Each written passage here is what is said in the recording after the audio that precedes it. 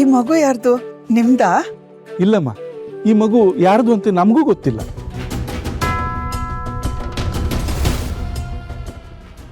ಏನ್ರಿ ಹೇಳ್ತಿದ್ರ?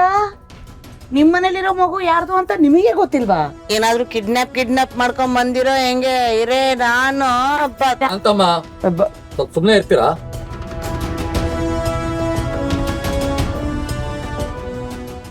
ಈ ಮಗು ನಮ್ಗೆ ಸಮುದ್ರ ತೀರದಲ್ಲಿ ಸಿಕ್ತು.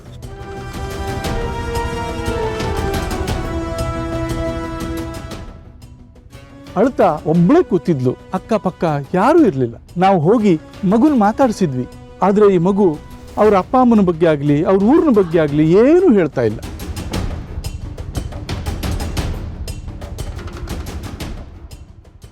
ಸುತ್ತಮುತ್ತ ಎಲ್ಲ ವಿಚಾರಿಸಿದ್ವಿ. ಈ ಮಗು ಯಾರ್ದು ಅಂತ ಯಾರಿಗೂ ಗೊತ್ತಿಲ್ಲ.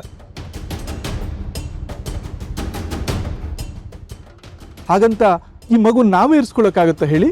ಪಾಪ ಈ ಮಗುನ ಅಪ್ಪ ಅಮ್ಮ ಎಲ್ಲೆಲ್ಲಿ ಹುಡುಕ್ತಾ ಇದ್ದಾರೋ ಏನೋ.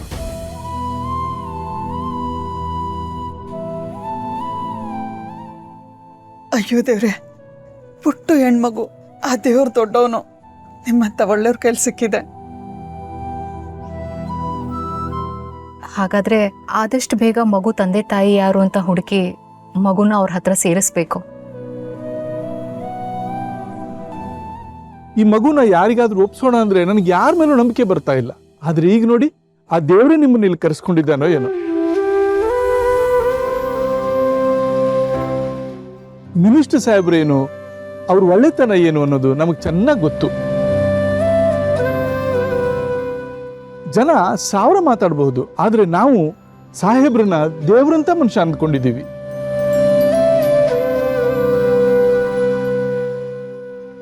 ಹೇಗಾದ್ರೂ ಮಾಡಿ ಈ ಮಗುನ ಅವ್ರ ಅಪ್ಪ ಅಮ್ಮನ ಹತ್ರ ನೀವೇ ಸೇರಿಸ್ಬೇಕು.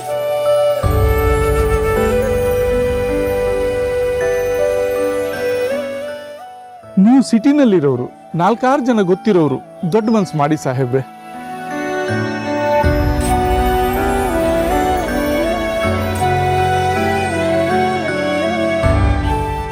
ಪುಟ ಬಾಯ್ಲೆ, ನಿನ್ನ ಹೆಸರೇನು? ಅಪ್ಪ ಅಮ್ಮನ ಹೆಸರೇನು? ನಿಮ್ಮೂರು ಯಾವುದು?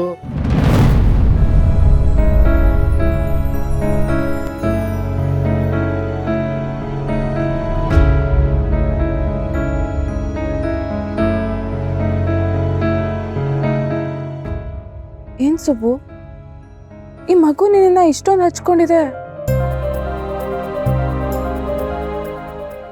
ಗೊತ್ತಿಲ್ಲ ಮೇಡಮ್, ಮೋಸ್ಟ್ಲಿ ಗಾಬರಿ ಆಗಿದ್ದಾಳೆ ಅನ್ಸುತ್ತೆ. ಸುಬ್ಬು, ನಾವಿಲ್ಲಿ ಇಷ್ಟು ಜನ ಇದ್ರೂ ಮಗು ನಿನ್ನ ಹತ್ರನೇ ಬರ್ತಿದೆ ಅಂದರೆ ಈ ಮಗುಗೆ ಅದ್ರ ಮನೆ ದಾರಿ ನಿನ್ನ ಕಣ್ಣಲ್ಲಿ ಕಾಣ್ತಿರ್ಬೋದು.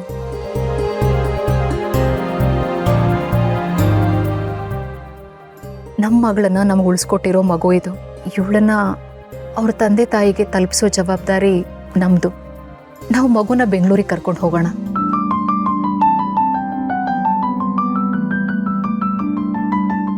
ಆಯ್ತಮ್ಮವ್ರೆ,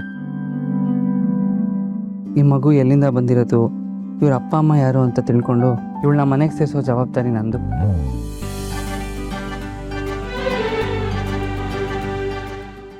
ಅಂತೂ ಇಂತೂ ಇನ್ನೊಂದು ವೇಸ್ಟ್ ಬಾಡಿ ಈ ಮನೆಗೆ ಬಂದು ಸೇರ್ಕೊಳ್ತು. ಸರಿ ಯಜಮಾನ್ರೆ, ನಾವು ಹಾಗಿದ್ರೆ ಹೊರಡ್ತೀವಿ. ಶ್ರಾವಣಿ ಪುಟ, ನೀನು ಸ್ವಲ್ಪ ಆರಾಮಾಗಿದೆಯಾ ತಾನೆ? ಈಗ ಸ್ವಲ್ಪ ಓಕೆ ಅಪ್ಪ. ಆಯ್ತು ಸಾಹೇಬ್ರೆ, ಹೋಗಿ ಬನ್ನಿ. ಮಗು ನಿಮ್ಮ ಹತ್ರ ಇರುತ್ತೆ ಅಂದಮೇಲೆ ನನಗೂ ಸಮಾಧಾನ ಆಯ್ತು.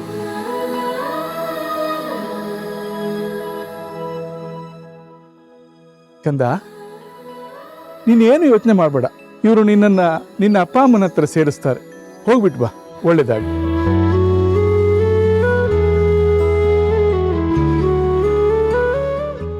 ನಮಸ್ಕಾರ, ಬರ್ತೀವಿ. ಬನ್ನಿ ಮೇಡಮ್. ಇದು ಒಂದೇ ಪಟ್ಟಿರೋದ, ಮತ್ತೆ ನಮ್ ಸುಬ್ಬು ಜೇಬಿ ಖರ್ಚು ಏನಿಲ್ಲ. ಬನ್ನಿ ಮೇಡಮ್. ಅಂತ ಮತ್ತೆ ಕರ್ಕೊಂಬನ್ನಿ. ಬನ್ನಿ.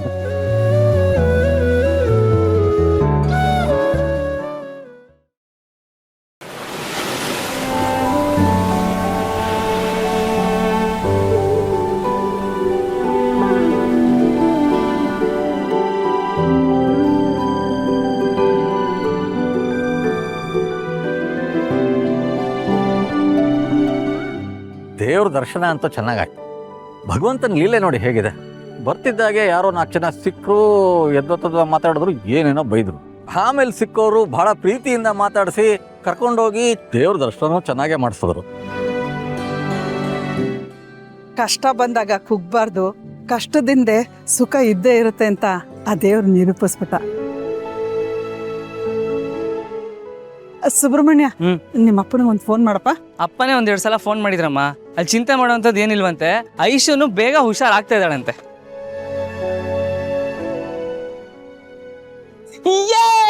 ಟೆಂಪಲ್ ರನ್ನು ಮುಗೀತು. ಇವಾಗ ಸ್ಪೋರ್ಟ್ಸ್ ಝೋನಿಗೆ ಬಂದಿದ್ದೀವಿ ನಾವೀಗ. ನಾವು ಹೋಗ್ತಾ ಇದೀವಿ ಸರ್, ಬೋಟ್ ಇದೆ ಇಲ್ಲಿ, ಹೋಗೋಣವಾ ಸಾಹೇಬ್ರೆ? ಅದಕ್ಕೇನಂತೆ, ಹೋಗೋಣ ನಡೀರಿ.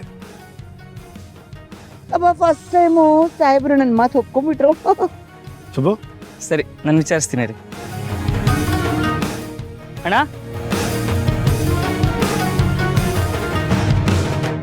ಇದು ನಾವು 7 ಜನ ಇದ್ದೀವಿ. ಈಗ ಎಷ್ಟಾಗುತ್ತೆ? per person 700 rupees ಆಗುತ್ತೆ.